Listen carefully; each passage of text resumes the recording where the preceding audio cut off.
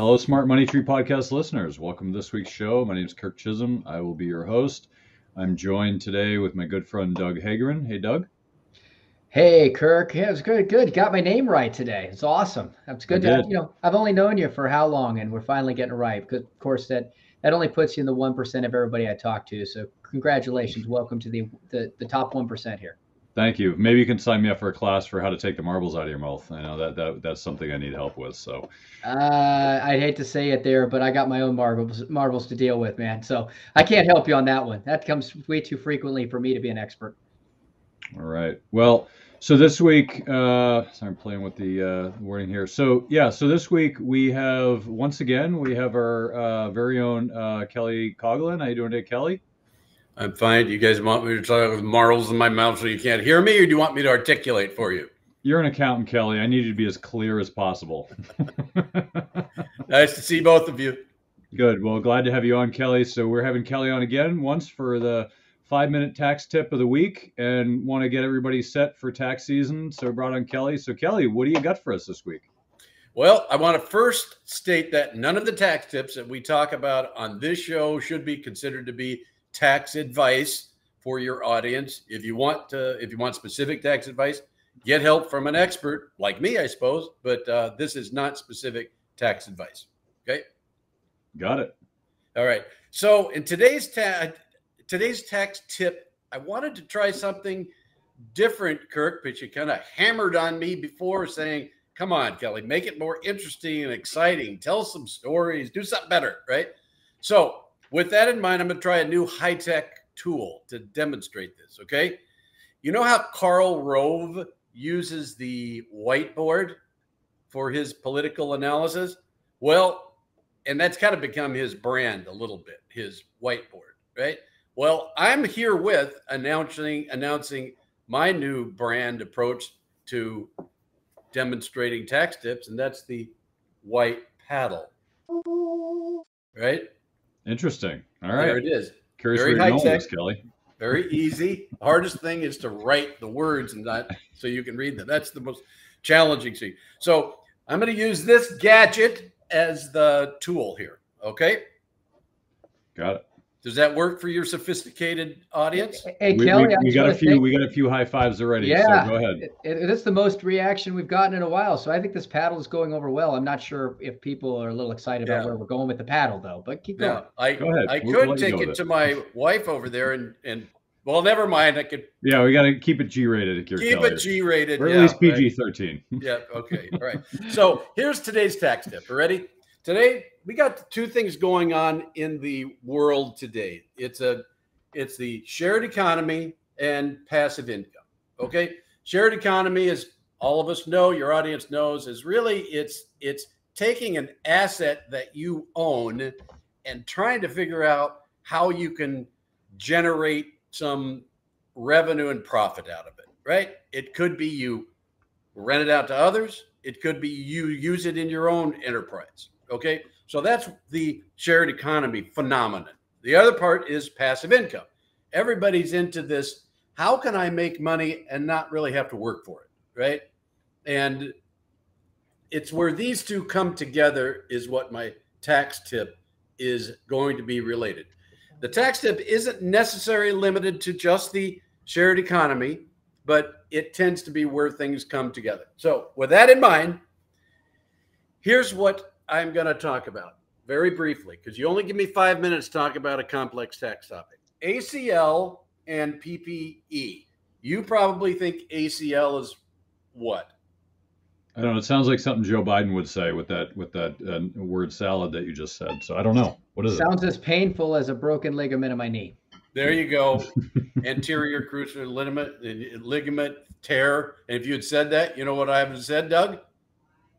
Wrong. ACL. Well, tell me what it is. Tell me what it is, Kelly, because I'm clearly way off base here. Active Schedule C loss. And PPE means, and accountants refer to PPE as property, plant, and equipment. And if you had said that, you know what I have said, Kirk? Correct? Wrong. Passive Schedule E profits. Okay, there they are. All So right. what does this tip mean? The tip here is while you are incubating let's just say it's a new idea.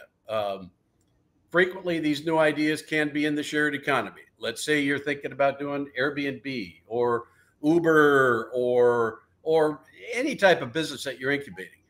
In those early years, when you're generating a loss, that's the ACL, that's the L in loss. You want that to be an active business on your Schedule C. And the reason is you can reduce your other income, your other taxable income, by taking that loss. Pretty much unrestricted. On the other hand, if you're doing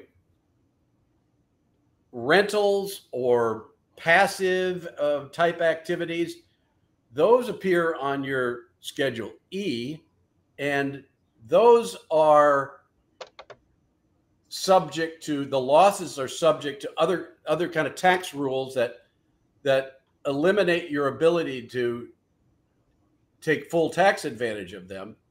So the idea is here, when you have a loss in a new venture, let's say it's you're incubating a new idea, make sure it gets on your Schedule C. It's an active business. It'll reduce your taxable income. It'll reduce your taxes. But once it gets kind of incubated and it's successful, the next move is to try to get it over to a passive business where it's generating profits there, and those profits aren't subject to self-employment tax. That's the beauty. Is now you can't just kind of randomly willy-nilly decide you're gonna this first 2 years I'm going to put it in Schedule A. Next, you can't do that, right? But what you can do is create your business model around this strategy, and then you implement tactics to make sure that it legally, legitimately, validly can morph from Schedule C, where you recognize loss, reduce taxable income, taxes, etc. Get it over to your Schedule E. It may mean that you step out of management of it. There's a lot of ways that you can do that. You change let's say in the Schedule C, it's there's one guy that we helped do this. He was going to do like Airbnb. Well, he was going to take a loss the first couple of years, so we had him get more involved in the cooking breakfast.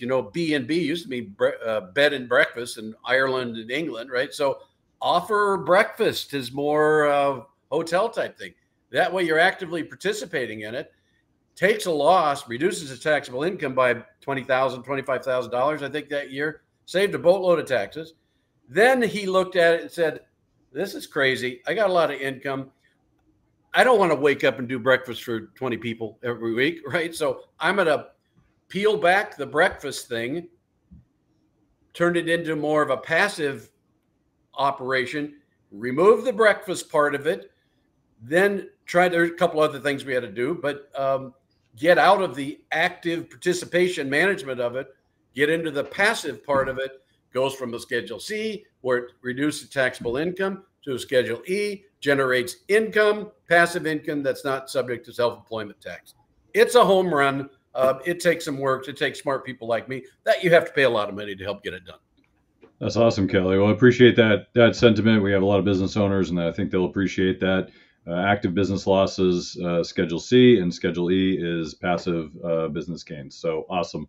Appreciate that. Love the paddle. That's a good visual. That's awesome. Well, Kelly, appreciate you coming on the show once again. Thank you for joining us on this Friday. I know you got a lot of clients to head off to, so thanks again for joining us. Thank you. I hope I didn't go over my allotted time. No, you're good. You're good. Well, we'll see you. See you next week. See you guys. Take care. Bye.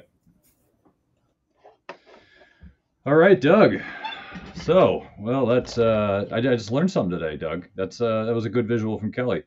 Appreciate that. That's I think that's something that a lot of people can benefit from, just thinking about that a little bit differently. So, but let's just dive right in. We had an episode last week on deflation, and I can't remember the last time I got so much hate mail and love mail at the same time. I have a love-hate relationship with my listeners now, Doug, here, because they had a lot of hate mail. People were like, "What the hell? You've been telling us for inflation for the last year, and now you're talking about deflation. Like, what are you losing your mind?" Like, I mean, just some of the things I got. I'm still laughing at some of the comments I got. So, I want to kind of talk about it a little bit, and we're going to share some charts here this week. But, um, you know, Doug, what are you were here last week, obviously. So, what are some of your What? thoughts on that? Well, first thing I want to say, and again, that's interesting. You got that love hate relationship. I think a lot of people, you know, social media celebrities, I'll call it, talking heads, get a lot of flack about opinions and things that they state. That people will be quick to come back and show them a screenshot from a year or two ago or 5 years ago, saying you said this. Well, that's the beauty of the world we live in, is that as new data comes in, things can change, right? If it was static, you wouldn't need to talk about any of this, right? We obviously 6-7% inflation is not something we were talking about 4 years ago, right? So that changed, and now we came into a situation where we had 6 to 7% inflation. Well, now with whatever reasons that are causing it, whether it's all of the stuff that the Federal Reserve is trying to do and implementing and raising interest rates, or whether or not other variables and data have come to play, all of a sudden we're starting to see those interest rates come down. Maybe inflation's cooling off a little bit. And of course, things can flip alternately into a situation where now we're going to end up in a deflationary environment. And that's what the 70s were, right? The 70s had a lot of stagflation, right? We had this this economy that was just kind of trying to break out and do something that in a normal environment should not create inflation, because during that circumstance, we should not have enough demand against supply to create that inflation. Well, guess what? We had a lack of supply there that was more egregious than the drop off in demand.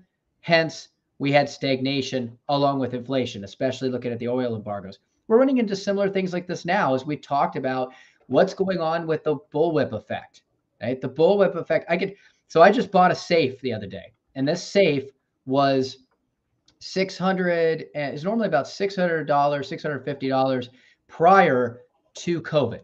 Okay. And then all of a sudden, COVID came, supply chain interruption. I tried to find that same safe. They didn't even carry it anymore because they couldn't get it at that pricing. Other safes were coming in at like $1,500 to $2,000, Kirk. Okay. Wow. For similar. It's like, all right, well, guess what? The other day, now, this month, now it's not exactly the same safe, because this is kind of like shrinkflation a little bit. That was a 75-minute rated safe, which meant that it would be able to withstand water and fire for 75 minutes. Okay. Now they are offering one for the same price that's a 60 minutes. So it's lost a little bit of that integrity. They shrinkflated it a little bit. And now on top of that, they had a sale for $150 off. So this safe was now going for $525. It finally came back down, right? That was a bullwhip effect issue. But look what's going on with chicken eggs right now, right? Again, all of a sudden we had the bird flu, the price of chicken eggs absolutely exploded. Now we've got another fire going on in a processing plant. That caused the price of chicken eggs to go up even higher, or may continue. We've got orange juice. We've got lots of things that are affected by weather issues and the hurricanes in Florida last year that we knew were going to be a problem. Okay. But as those things start to play themselves out and we start to free up the supply chain, we're running into issues in which it could go ultimately the other direction. Because the problem with the bullwhip is when you need it and it's not there, the price spikes. When you then see that price spiking and you no longer are willing to pay that price, then consumer demand starts to shift. They may drive less. They may eat less eggs, drink less orange juice. And all of a sudden that demand plummets. Guess what happens? Deflation. You actually have a situation that by the time they have enough eggs and enough orange juice and enough safes and enough this, now there's an oversupply. We are so far from seeing the end of this incredibly volatile bullwhip effect, Kirk, that it is going to be a different conversation, not just year to year, but week to week, month to month. We might be in an inflationary environment this week, and 5 weeks later, it could be completely deflationary, or vice versa. Yeah, no, I appreciate you bringing that up, Doug. And I want to get into some of the details here. And I think one of the challenges that people have a hard time with is, let's think about it. Some of the most influential people in the investment or personal finance industry, you think of who those people are. You think of like a Robert Kiyosaki. You think of like, Peter Schiff. You think of people like that are very much, they have a single tune. They sing the same tune. Like Peter Schiff has been saying, the dollar's going to go to zero and you got to buy gold for 20 years. And even if the trend is going against what he's saying, he's still beating the same drum. And it's like, dude, like what's wrong with you? Like you're like a band that has one note. And what good are you if that's the case, right? Kirk, a clock's right twice a day, right? That's right. Well, in his case, maybe once a day. But if you think about like or a decade, yeah, for a decade, yeah. I mean, so if you think about like, there's a lot of people out there that have a single tune, right? They're perma bulls, they're perma bears, they're gold bugs, they're whatever. Yeah, everyone's got their tune, and that's okay, right? So you have to understand the people you're talking with. Now, if you're talking to a gold bug, you need to know you're talking to a gold bug. If it's the wrong time to buy gold and you're following this person and they're saying buy gold, then it's on you, right? So you have a choice, right? Here's how you think about it, right? It's a mental model. People are looking for advice. There's a lot of people following the show and they're listening because they want advice. They want to learn how to think about things better. That's what we're really good at in the show is mental models and how to think about investing. We're not telling you what to think. I'm not saying go buy this, go sell this. I couldn't do that, right? That's I don't know everybody's situation. The best I can do is teach you how to think, and then you can make good decisions. So if you think about it, like if you're following me or Robert Kiyosaki, Peter Schiff, or any of these people that are like professionals, they're experts. If you're following them, you need to understand who you're following, right?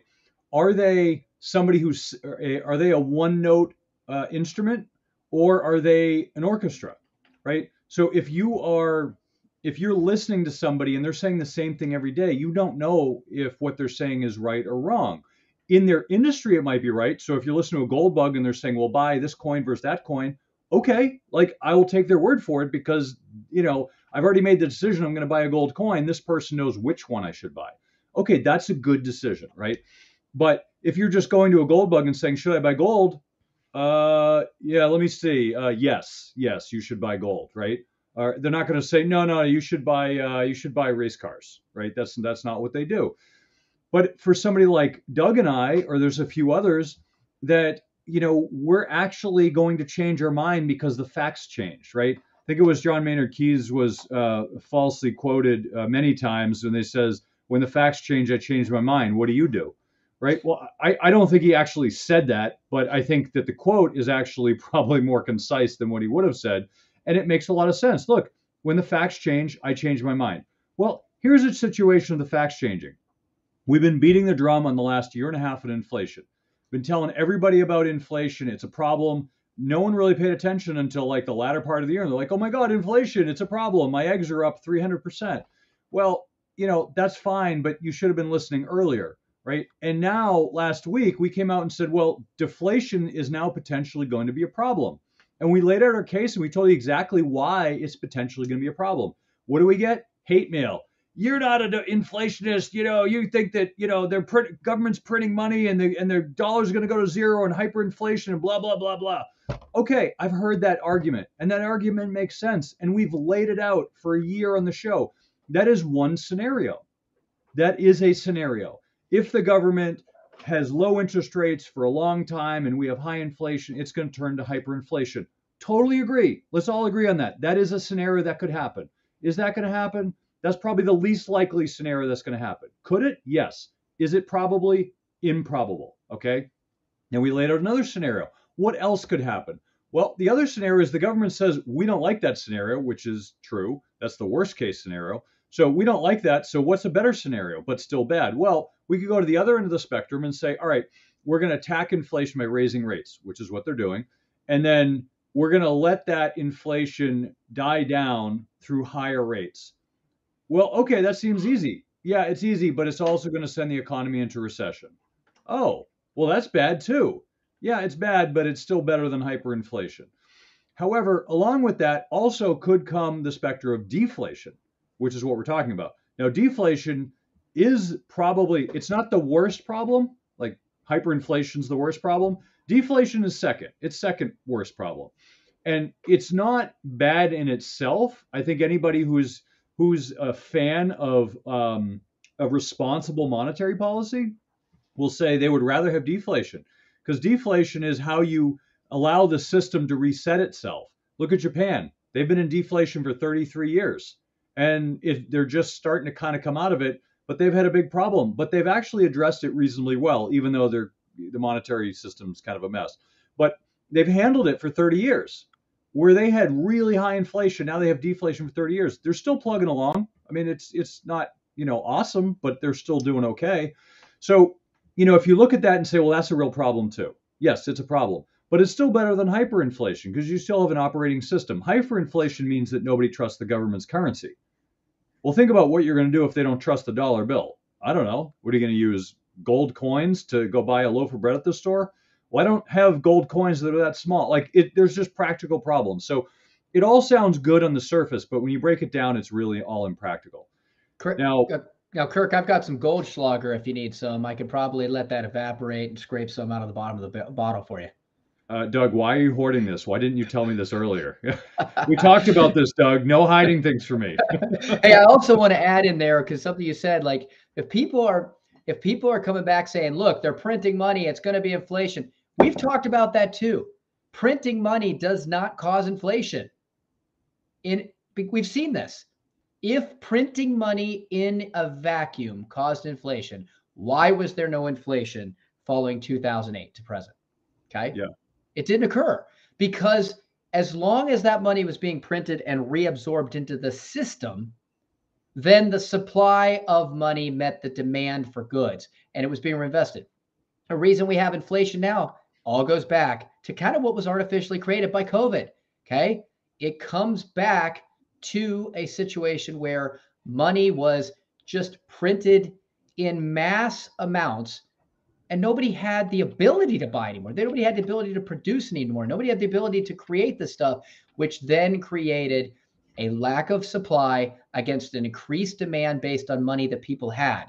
Okay. And by the way, I also want to say we've had deflation during this entire time in certain areas.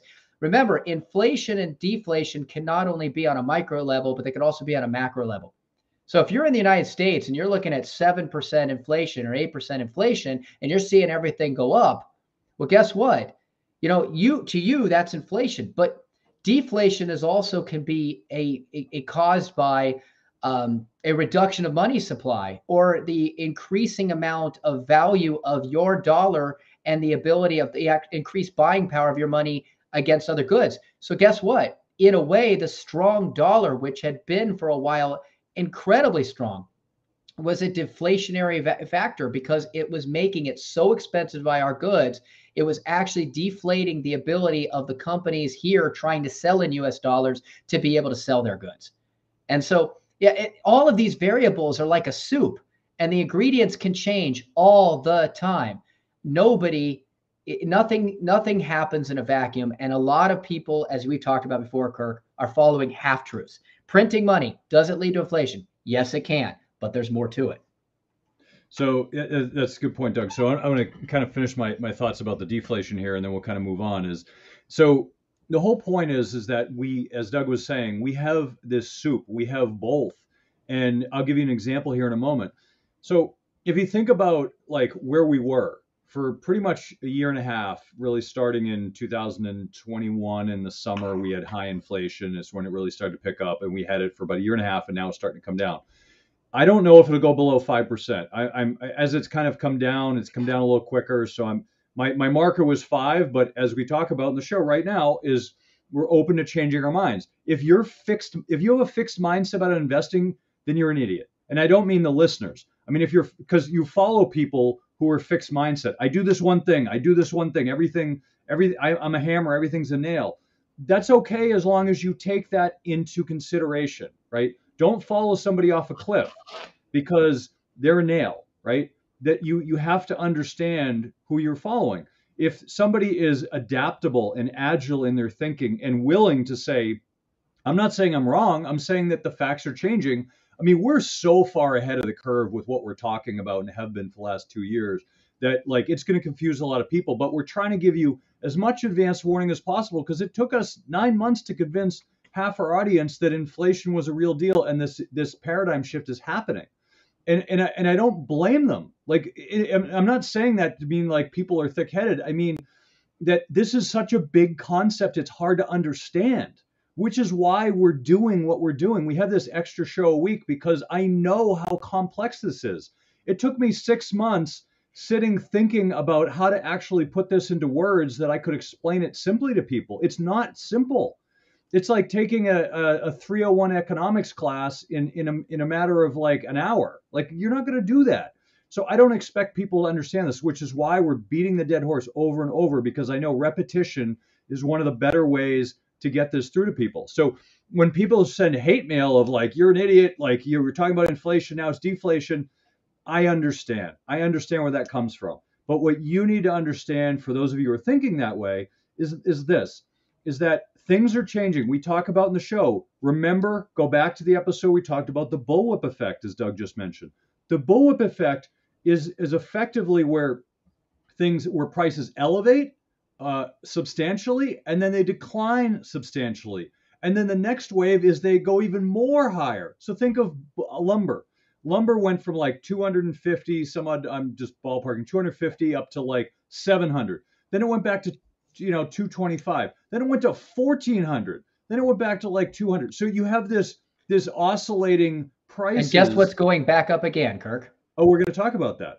So if you look at some of these prices, you're probably looking at your daily life and saying, "Hey, I go to the store, it's costing me more to buy food, or it's costing me more to fill my gas tank."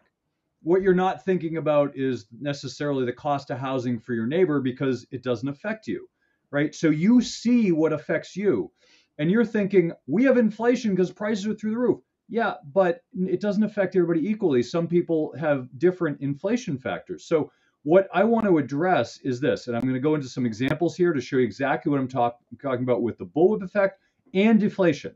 So we've been talking about eggs. This is wholesale egg prices. It's probably easier because the retail or all of the map. This is wholesale egg prices. They're kind of bopping around about $1 until 2020. Then they started to go up. They went up higher than $5.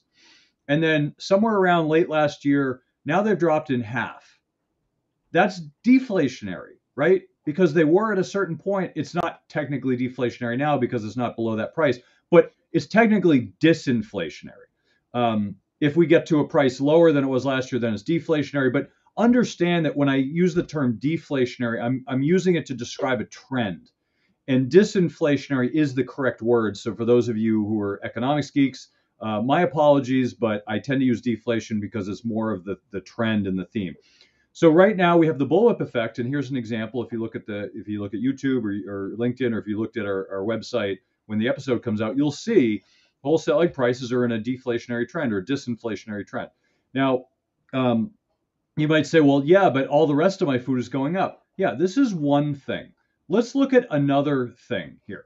And let me try to click on this without having it go off. Here we go. Here's another one. Oh, that went off. Here it is. All right. Here's orange juice. Same period. Now, if you concentrate hard enough, you'll see the price going up. Hopefully you guys like that joke. Anyway, boom. So if you look at this price chart, it's just going through the roof, right? And it's spiking right now at the same time that egg prices are coming down. Well, does that mean that we have inflation or deflation? Well, as you said before, we have both, right? We have both at the same time. Doug talked about the soup. We have two things at the same time, one going up, one going down. What does that mean? In aggregate, it means that technically we still have inflation because it's still 6.5% on the CPI. And you could argue whether that's right or not, but let's ignore that for a moment. You have two things happening at the same time. So what I'm talking about deflation, what I'm talking about is the trend. So we have a trend of inflation. Now we have a trend in the CPI of disinflation where we still have positive inflation, but it's declining. Now, I don't think we'll get to zero, but it's quite possible by the end of the year we could, or below zero. And this is what I was talking about last week. The reason it could get to zero or below zero is really two main reasons. One, because we had such a spike in prices that coming down off of that price spike could be considered deflationary, depending on when you line up the numbers. So we could, right now it's disinflation, we could have a deflationary spike because 42% of the CPI is housing, which, as you all know, is coming down this year. 10 to 20% is my estimate. Who knows what's going to happen, but I would guess probably 10 to 20 on average. You have all these other things that are coming down in price too. As an aggregate, I think it is quite possible by the end of the year, it could be a negative CPI print. Now, that's going to freak everybody out because you're like, no, we have inflation. Just go with me. It's possible that on paper, it could be negative. Now, the second point is actually really the coup de grace of why this could happen, which is the CPI was marked as a 24-month rolling average. As of January, it's going to be a 12-month. So what happened in June, July? Inflation peaked. Now it's coming down. So if that's the case, just think math, just think perspectives, right? You have a number that's hit its peak and now you have a lower number. Well, the lower number means it's deflationary or disinflationary. So we could hit a negative number just by math's sake, right? Forget what's going on in the economy. Just looking at the math, looking at statistics, we could have a negative CPI print. And people are going to freak out when we're having deflation. Just understand that this is something that could happen. Does it mean inflation is going to go away? Absolutely not. We could have a recession. We could have a soft landing. All of these things are possible. I don't know what's going to happen. I'm not sitting here rubbing my crystal ball and saying, oh, this is what's going to happen. No, you need to know how to think about it. So understand that this is how you should be thinking about it, is keep an open mind, keep an agile perspective on this factor. And at the end of the day, it doesn't matter. If you're paying more for groceries, you're paying less for other goods. And that is deflationary for other goods and services. Your assets have been deflationary for the past year. Is that going to continue? I don't know. But I do know that asset prices are in deflation while goods and services have been inflation. So you just need to know that all of these levers are moving back and forth. And if you don't understand that there are different levers, it's not a single lever. There are all these different levers that are moving the economy. And Ray Dalio actually has a good video, if you haven't seen it, it's called How the Economy Works, where he talks about these little mini cycles within a grand cycle. And if you understand that that's how it works, you're going to view the economy totally different, and it'll change your world when it comes to investing and, personal finance in your home. Did you miss your opportunity to get PPP money during COVID? Are you waiting for our president to forgive your student loans? Are you excited about helicopter money? Me too. If you want free money, look no further. I'm giving away free money this week on our show. All I ask is 5 or 10 minutes of your time. I'm so excited to give you free money, I can hardly contain myself. Take advantage of me and my excitement to get your free money. Go to www.moneytreepodcast.com/free money. Follow the instructions today and get your free money. So, Doug, what are your thoughts, since I just kind of ended my rant there for a minute? I might catch my breath. Well, I'll tell you, the first thing that comes to mind is if you put back that egg pricing chart. Yeah. There you go. Is I want to know where people are getting their eggs. Because I was just looking on Costco the other day trying to get some eggs, and the eggs in my area are going for $3.79 a dozen, which is this is wholesale. So they're making this. Now I know their profit. That's right. It wasn't reading the chart. I know the profit. Okay, perfect. All right. Well, and of course, with that fire, who knows where it's going to go after that data. But clearly, I think, I don't really have anything to add on to what you just said there, Kurt, because I think we were kind of tag teaming a little bit in that situation. I think there is a lot that goes in to these conversations. And I think you brought up something, it's math, right? Unfortunately, math is something that people do not spend enough time. Math is not something that people do spend enough time truly understanding. And I think, we want to address something. Kirk, I think you mentioned it there. We got a good question about price fixing of oligopolies and obviously what that means to inflation. I'm gonna let you address that because I think you had mentioned here, and of course, I think that to some degree, there's that tin on your head might play something into that question. But Kirk and I were talking before we got into this that the only difference between a conspiracy theory and fact is the evidence, right? I mean, lots of things out there that have happened that we think, wow, geez, that's a conspiracy theory. These people are crazy. And then all of a sudden things came out later that said, yeah, they weren't so crazy. And I think that's what keeps people on their toes, right? I mean, go back to the Tuskegee Project, right? And just the things that have been done over history. So obviously, I don't want to get into politics here, but some of the things that have come in the news the last 365 days that were railed against as completely fraudulent, and all of a sudden things have come out that these things may have existed. I'll let you decide in your own imagination what we might be talking about here. But let me address that really quickly, Doug, because I did put on my tinfoil hat for this conversation. Please. For those of you who are watching the video, Doug was talking about the fire at the food plant, and I think if you look at history, and I want to bring this up, not to get into politics, although I'll probably use some examples. If you look at history, there are a lot of people who are conspiracy theorists, and this is looked at as a pejorative that people are conspiracy theorists. And I was actually just on the Tinfoil Hat, not the Tinfoil Hat podcast, but Sam Tripoli's other show, Cash. What's it called? I'm gonna have to look it up, but it's like Cash Guys or something like that. But anyway, so I was on his show, and he's a tinfoil hat guy. He's been on Joe Rogan a bunch of times as a comedian. And one of the fascinating things I find is that people take a hammer and they pejoratively beat people with this moniker of you're a conspiracy theorist. Well, you're only a conspiracy theorist until you're proven right? Until then, it's a conspiracy. But realistically, I think it's a bad term, because really, everything is nothing is science until it's proven true, right? Science is the process of learning and understanding and finding out what's true and what's not true. So whether it's a science experiment, whether it's some political thing, whether it's a fire at a food plant or whatever, I don't know. I don't know the truth, and I'm not going to sit here and say it's true or not, because I don't know. But I think we all have to have an open mind to the fact that it could be. I mean, think of politics when Trump was there. How many times was he brought up under some sort of charge or some idea that he had done X and nothing ended up panning out? I don't know if it was true or not. I'm not smart enough to know that, but I know that it was a pattern, right? And so you look at all these conspiracies, and maybe some are true, some are not. But I bring this up not to get down on the road of conspiracy theories or politics, but to get into the fact that this is where investing comes. Like, where is the line between truth and speculation, right? If you're speculating that something's going to happen, you don't really know, just like a conspiracy theory. It might be true or it might not. The person who's calling you a conspiracy theorist, or the person who's saying it could be true, if you knew it, then it wouldn't really be a debate, right? Like, I think we can all argue that the world is not flat. Now, I'm sure some people might have some good evidence, but I don't have any. It looks round to me.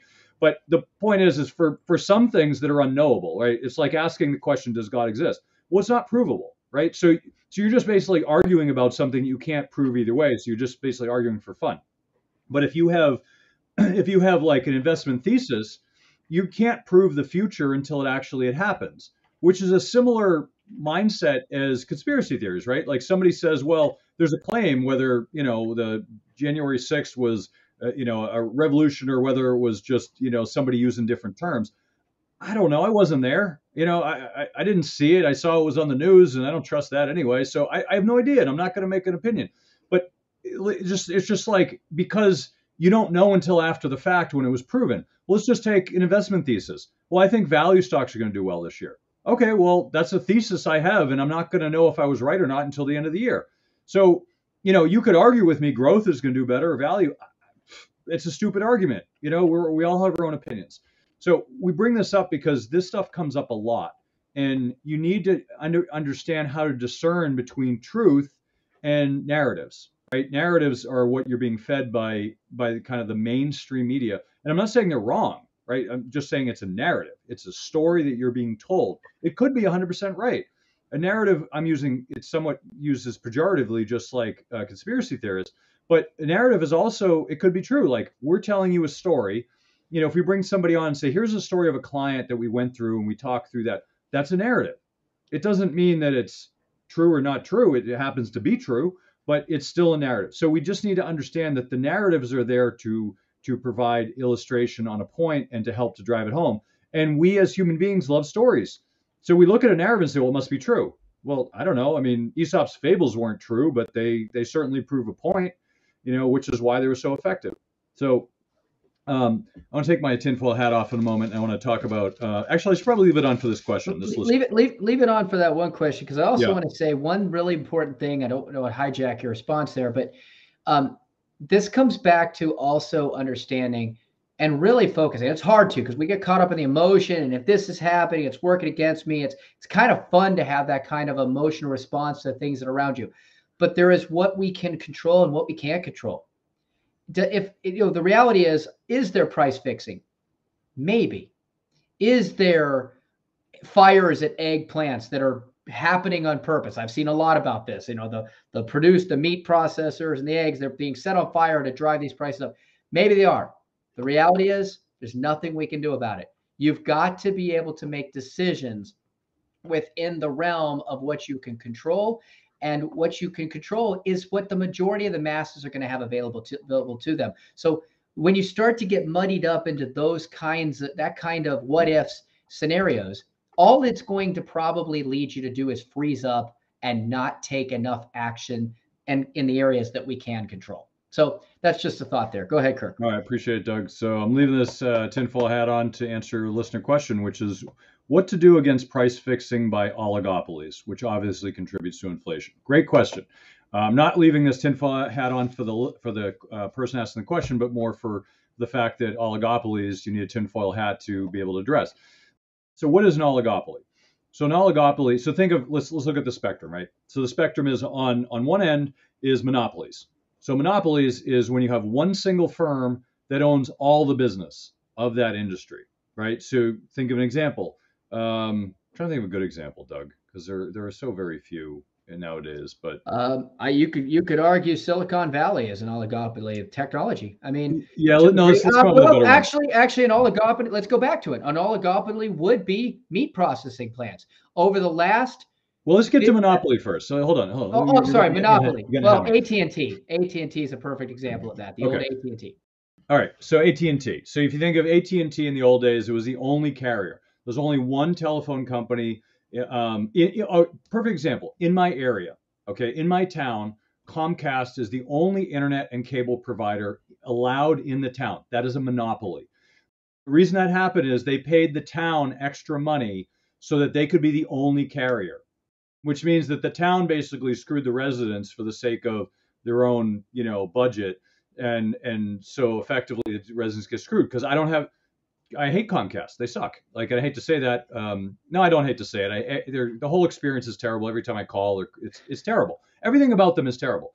And yet they've price fixed effectively the prices and the service because they don't care if they service me because no one else can come in and do it better.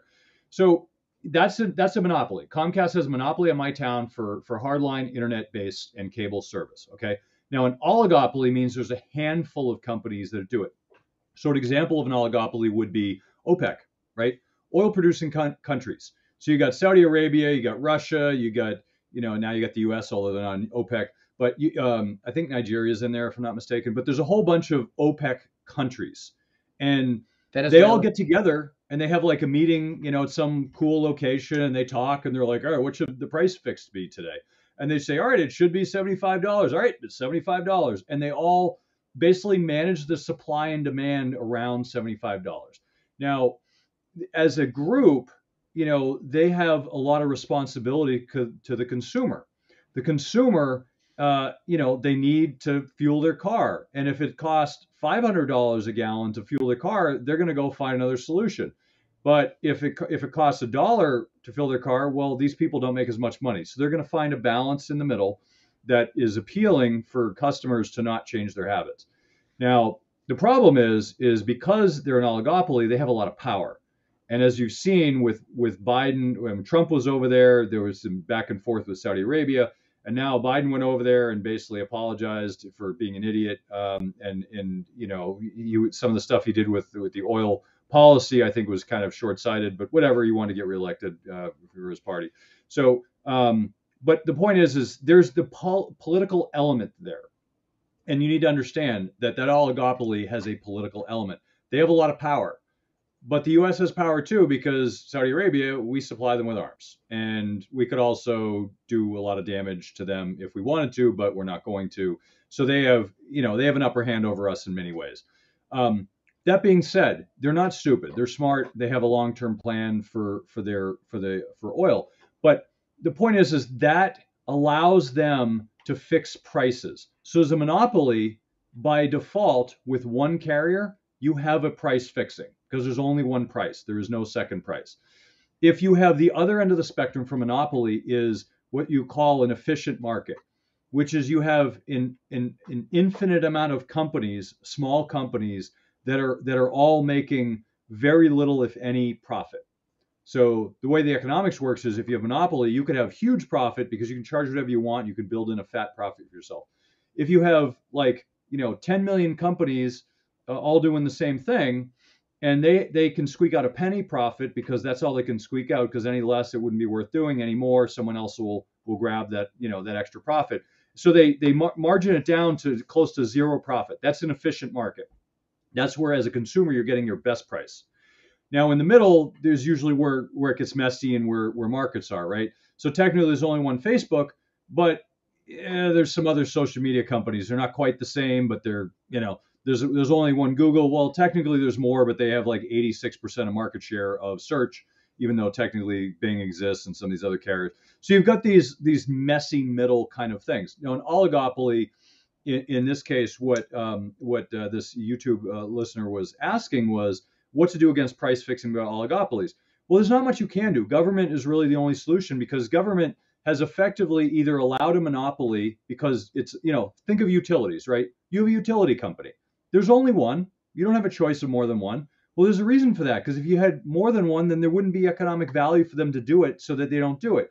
So that the way that the government manages the monopoly is they have to apply for price raises. So if you're going to raise the electricity prices, they have to apply and get approved by the government to do that. They have to go through this whole process. Now, if their inputs are higher, so they work together to say, all right, we're going to make 5% profit a year, which is why utilities aren't attractive because you're making 5% a year and who cares? As an investor, it doesn't really matter. But that's how a government manages a monopoly. Now, an oligopoly is in a sense very similar. The government sometimes will allow it, but they also try to keep them in line. So think of operating systems.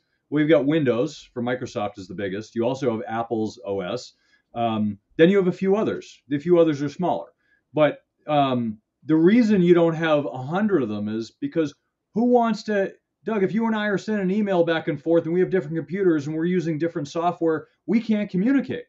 So we need to have the same software that blends together. Now you have, Google Drive and you've got their docs and all that. And now you got Microsoft with their suites. So you've got these suites that it's going to be easier and easier to communicate. But the point is you don't have 100 of them. You might have 2 or 3 because beyond that, it's like, how do I communicate with you? I just sent you a document. You can't open it because you don't have that software. So, but the point of the question was, how does that contribute to inflation? Okay. So let me answer that and I'll let Doug get to it. So the reason it contributes to inflation is because unless it's positioned right with an oligopoly, then these people can raise prices and they could just do whatever they want. So OPEC can virtually just decide, hey, screw you guys, we're going to raise prices. We like Russia better than you. And by the way, we have like 70, 80% of the Earth's oil coming out of these countries. So go pound sand and go figure out your own oil. Well, that's going to be a problem for us. Remember the 70s when you had the price spikes? I don't know. It smells very similar to the 70s now, Doug, doesn't it? Where you had those price spikes and you had basically OPEC for all intents and purposes saying, sorry, you can go pound sand and go sit in your gas lines waiting for gas every other week. I'm not saying that's going to happen, but it smells very similar to what happened then. So if you think about like how that contributes to inflation, it can contribute immensely. So going to war with Ukraine, having higher oil prices. Now, the funny thing is most people think that we have higher oil prices because of Ukraine. No, we didn't. I don't know. Maybe people need to go back to the Mandela effect and check their memory. It was actually higher before we went to war. We had a little spike, but now it's back down. It was higher before that Ukraine war happened. So before you think that that war is what contributed, it didn't. Okay, it very briefly contributed. It may long term contribute to it, but right now it's not. There's so much else going on in the oil market. What's really contributing to it, by the way, is our terrible carbon policy we have in the U.S., where we're trying to bastardize these energy producers so that they don't invest in capex, they don't reinvest their money into new wells, so that our oil prices and our gas prices are going to shoot through the roof in the next 10 years, and people are going to be complaining those damn oil companies, they're making profits on it. No, it's not them. It's the politicians. Mark my words. Right now, the politicians are the ones that are causing the price spikes 5 to 10 years from now. And if you think I'm saying hyperbole, I'm not. If you want, what we need is a good policy, not a anti-carbon policy.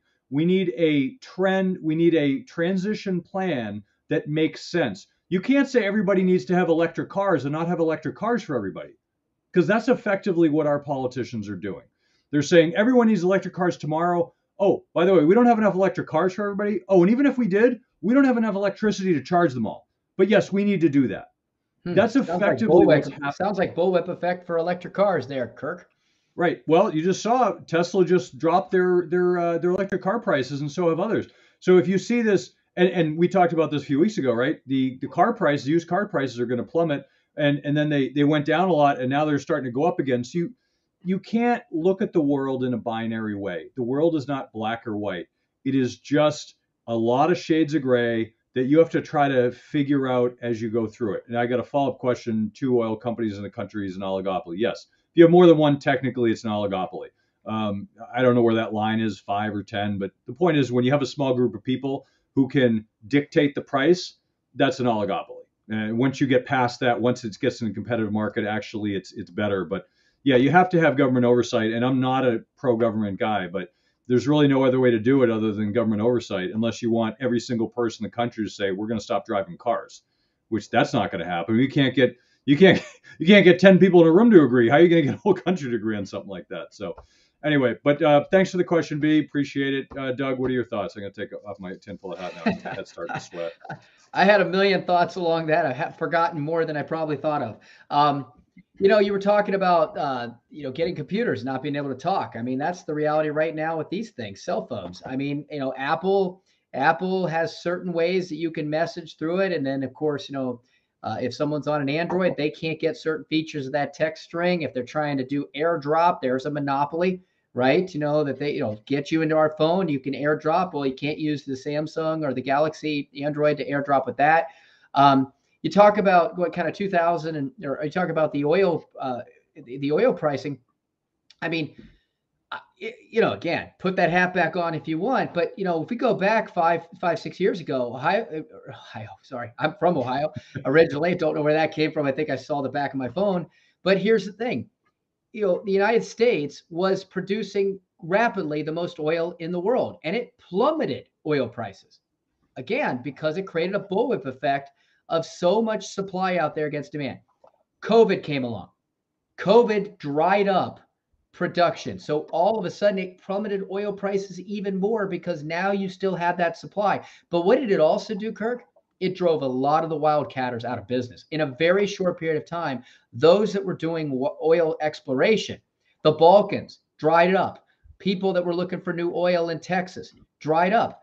All of a sudden, COVID releases and all these factories start up again. And guess what they need? Energy.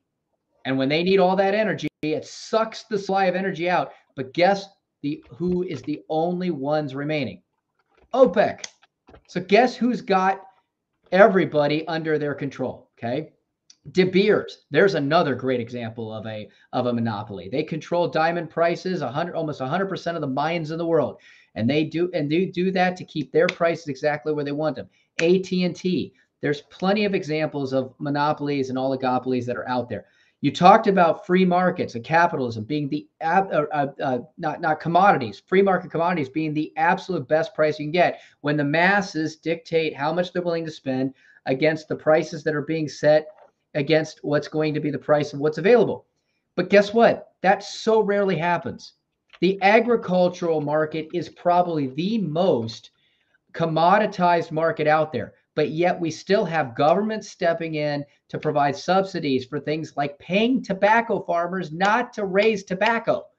Okay. This is happening to get people out of smoking. So they're literally paying money to keep the price of tobacco up for these tobacco farmers because they don't want to see the market shift collapse the entire economy for these people. And so what happens a lot of times is even when we try to get to a free market economy, regulations start to come in to protect. That's where special interest groups come in to say, well, if you do this, you're going to hurt us. So then they step up and they do certain things and regulation that takes away from true free market practices. Because I hate to say it, but under free market practices, there will be some bodies left behind. When things shift, things got to shift with it. But we continue to keep certain things supported in order to prevent something uncomfortable happening. And unfortunately, that prevents us from truly being able to get pricing where it should need to be when we evolve on the types of commodities and things that we produce. So not only do you have those that are controlling it, government involvement also controls it. I live in Minnesota. They just passed a law, 2040, we're going to carbon free. Okay. Don't know what's going to happen there. We already, people have already been watching what, the same regulation being passed in California. So what's that going to mean for energy? We have third world countries who have come out and said, we will not be able to afford to have the energy for our countries to become a developed country if you force us into only selecting what you consider to be clean energy. Kirk and you and I have talked about this before. We all want a planet that is not clouded in the polluted dust of poor decisions and poor energy. But guess what? If we just cut it off and say, sorry, those options are no longer available, we have created a bullwhip effect because the supply of what is available in green energy is not able to meet the demands that we're being forced through regulation to jump into, which ultimately means that massive inflation. The cars will be expensive. The energy will be expensive. There's only so much to go around, and an unwillingness through regulatory idealism to be able to walk away from energy sources that are there. So maybe, Kirk, maybe fusion's coming. Cross your fingers. But I don't think that that's coming anytime soon, because I don't know about you, but I've heard about hydrogen fuel cells now for 25 years, and they're still not affordable, and they're still not there. And now we're running off batteries, and that's a whole different story. So, so anyway, that's a big tangent there on oligopolies and monopolies and regulation, but it's just something we have to deal with. And again, like I said before, it's out of our control. It's out of your control. We have to make decisions day to day based on what we can control. Otherwise, it'll drive you crazy.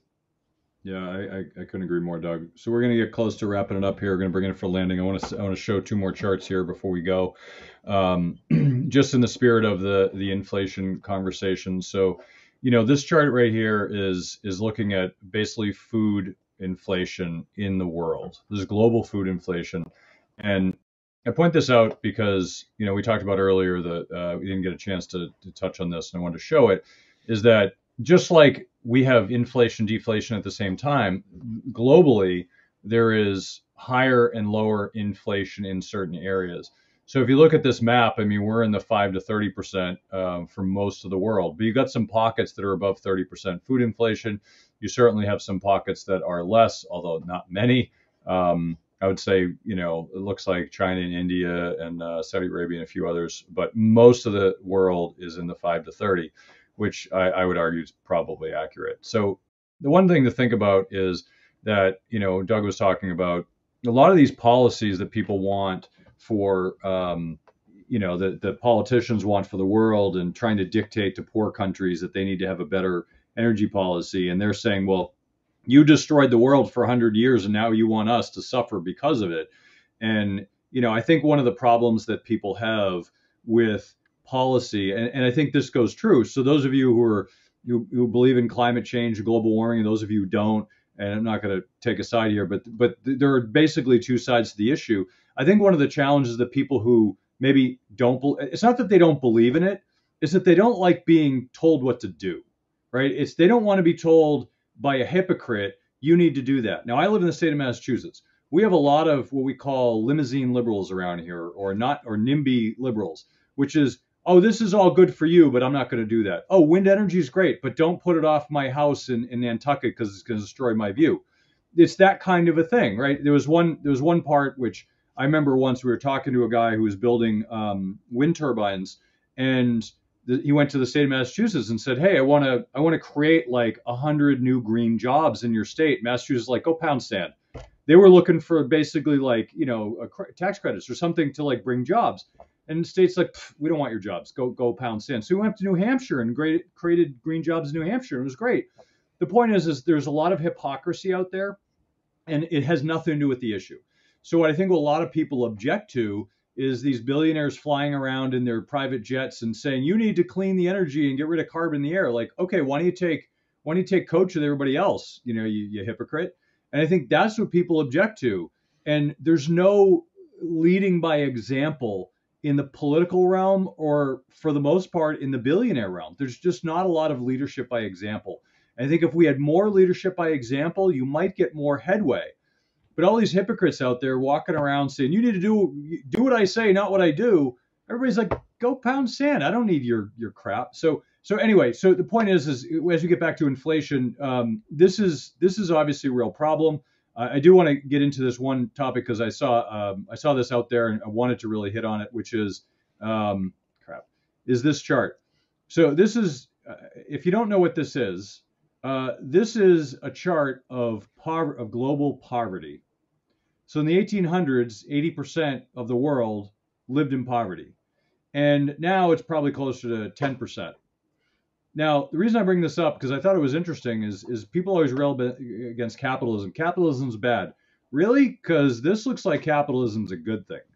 And obviously, you could say there's a lot of bad parts about capitalism, but I really love this chart because, it really shows the impact over many, many years, decades, hundreds of years of how capitalism's impact has impacted the world. Yeah, sure, it's not perfect. There's no better system. It's the cleanest dirty shirt in the laundry for sure. But it certainly has obviously proven to be a positive for the rest of the world. So these people walk around and say, "Oh, socialism's the answer." I'm like, yeah, all that does is create more poverty, as we've seen in every country that's had socialism, communism has had more poverty. And if you want poverty, then it's a great system because the people at the top, they get all the money, they get all the wealth, they get all the food. Everyone at the bottom, they're starving, and that's what it turns into. So we're getting into this realm. Things are cleaning up a little bit, but we're still in this area where people are really agitated at each other and they're picking targets, and capitalism's an obvious target.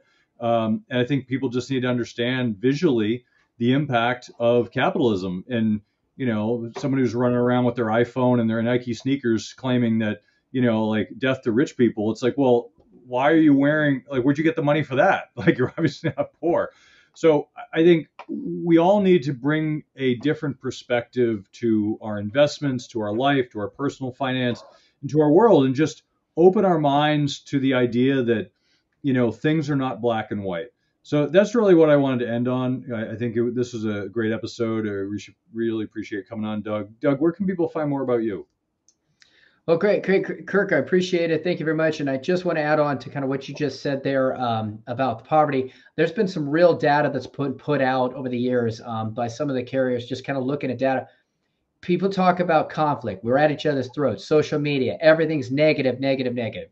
You can go back and look at similar articles written for millennia, and it looks like the same articles written today. Back in the day, you had Aaron Burr and Alexander Hamilton shooting each other, okay? There's always been conflict, but if you look at the conflicts around the world, if you look at poverty around the world, if you look at the data of what it's like to live a quality of life, just go watch a period piece on the Vikings sometimes. My wife and I talk about, geez, it'd be hard to live back then. We have a very fortunate world that we live in today, and it's better than it's ever been in history for the ability to live without conflict, live without starvation, live without oppression. It's got a long way to go, but we're on our way, and it continues to improve. And this data, I think, helps to show that. Now, where can you find me? Actually, 2 places. I'm a founder of 2 different companies, Pro College Planners. So if you want to learn how to get your child into the best college for them, save thousands of dollars doing it, and be able to make sure that they're going to be on the right path to going out of college and thriving in the future, knowing that they're going to be able to stand on their 2 feet. We have an entire process to help them find the right fit college, get those prices down, and pay for it. Secondly, we talked about business owners at the beginning of today. If you are a business owner out there, this economy has probably been more challenging than it has been in recent years to maneuver. We have a 9-step process through our other company, Automatic Business Method, that will help you to identify really quick and easy ways to make your business run more efficiently, allow you to create a business that's going to thrive without you, better work-life balance, better profitability, better valuation. So you can get our free checklist for college and our free checklist for your business. The first one is procollegeplanners.com. And the second one is automaticbusinessmethod.com. Go there, check it out, download those nice free checklists. Great. Well, Doug, once again, thanks for coming on the show. And that's the show for this week. Thank you again for joining us on Money Tree Investing Podcast. My name's Kirk Chisholm, wealth manager of Innovative Advisor Group.